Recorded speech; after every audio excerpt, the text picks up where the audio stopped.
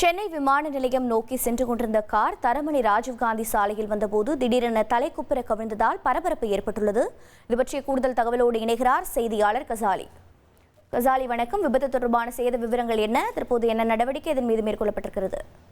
சென்னை அடுத்த சோழிங்கநல்லூரை சேர்ந்த 2 பேர் விமானத்திற்கு செல்வதற்காக கால் டாக்ஸியை பதிவு செய்திருக்கிறார்கள். கால் டாக்ஸியை மடிப்பாக்கம் சேர்ந்த அப்சல் என்ற டிரைவர் ஓட்டி வந்தார். இவர்கள் தரமணி சென்ட்ரல் பாலிடெக்னிக் அருகே வரும்போது அந்த குறுகிய சாலையிலிருந்து உள்வட்ட சாலைக்கு செல்வதற்காக வரும்போது அந்த கார் திடீரென்று சாலை நடுவே இருந்த தடுப்பு சுற்றில் மோதாமல் இருப்பதற்காக கார் டிரைவர் பிரேக் போட்டார். அப்போது திடீரென அந்த கார் தலைக்குப்புற கவிழ்ந்தது.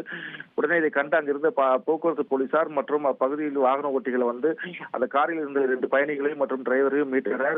அவர்கள் அவசரமாக விமானத்தில் செல்வதாக அந்த 2 பேரையும் அனுப்பித்தனர். இந்த டிரைவர் போக்குவரத்து போலீசார் வந்து காரை அங்கிருந்து அப்புறப்படுத்தினார்கள். இந்த சம்பவத்தில் யாருக்கும் பெருமையாளர்கள் காயம் எதுவும் ஏற்படவில்லை. இருந்தாலும் இந்த காலை இந்த சம்பவம் நடந்தால் அந்த போக்குவரத்தும் சிறிது நேரம் பாதிக்கப்பட்டதாக போலீசார் தெரிவித்தார்கள்.